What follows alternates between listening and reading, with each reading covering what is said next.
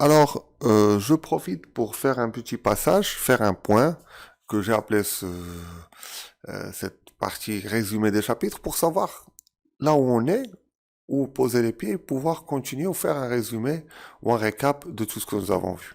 Alors, nous avons vu l'activation de blindage, nous avons configuré les silos, nous avons configuré différents passages de connexion entre les différentes couches, nous avons vu LDAP, c'est autre chose aussi, auditer notre AD et restreindre l'accès. Nous avons aussi vu mode d'administration restreint sur les RDP. Nous avons empêché l'énumération avec différentes méthodes.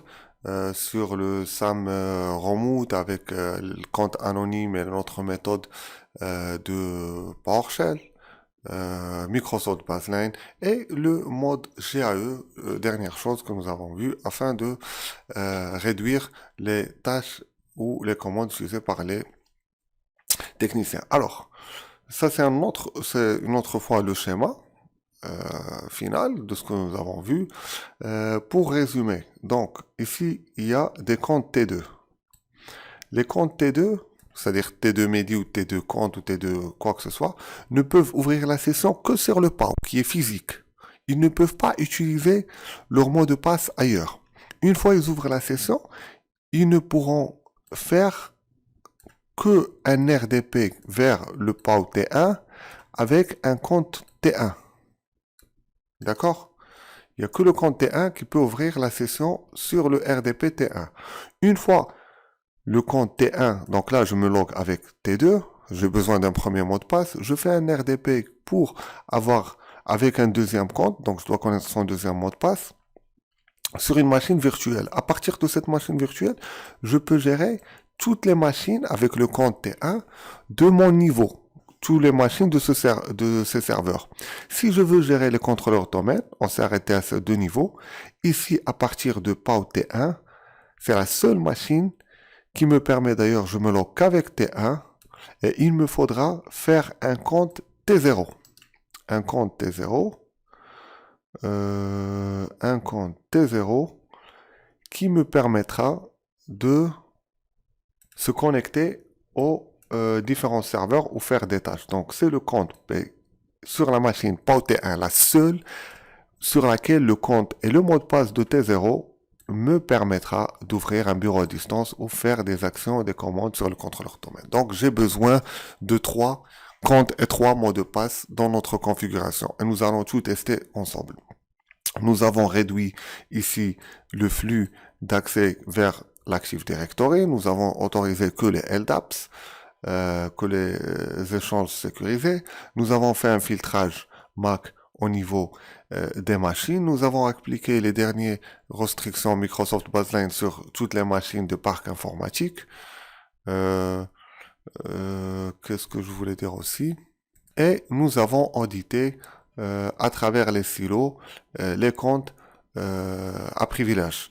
Et aussi, nous avons atténué l'énumération. C'est-à-dire que si un utilisateur ici récupère le mot de passe admin du domaine, on va même pas faire un logiciel se prendre la tête, il ne lui servira à rien. Voyons voir tout cela ensemble. Voici mes deux contrôleurs de domaine. Je pense que vous vous rappelez bien, ça doit être le cas chez vous. Et voici une machine client. Machine cliente sur laquelle le Tech1 a ouvert la session. Voilà, PC1. Et je vais faire une commande. Supposons que on va faire un test à la fin de formation, une démonstration finale. Mais là, supposons que j'ai chopé les mots de passe admin domaine. Je ne vais même pas me prendre la tête. Et je vais faire un run as. Run as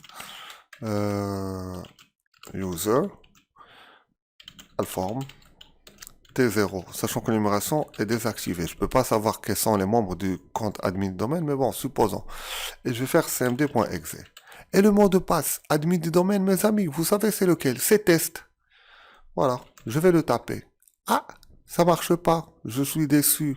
Qu'est-ce qui s'est passé? Bah ici, je suis prévenu. Par la suite, je vais partager dans mon GitHub un script qui permet d'envoyer des mails directement. Donc, vous voyez, tout est audité. J'ai le mot de passe admin, mais je ne peux pas l'utiliser nulle part. Il me servira à rien. Et même le bureau à distance est sécurisé. Qu'est-ce qu'il faut faire? Il faut partir sur la machine. C'est comme une petite révision générique. Je me log sur PAO T2 avec le compte T2. Sur cette machine, je vais ouvrir un bureau à distance. Sur PAO T1. Le pare-feu a tout bloqué. Sur le PAO T1. Là, voilà. D'ailleurs, j'ai arrêté exprès. Une coupure. Micro-coupure. C'est ça l'avantage des formations Alform, contrairement à toutes les formations que j'ai vues partout. On a au contraire, on a durci le pare-feu. On ne le désactive jamais.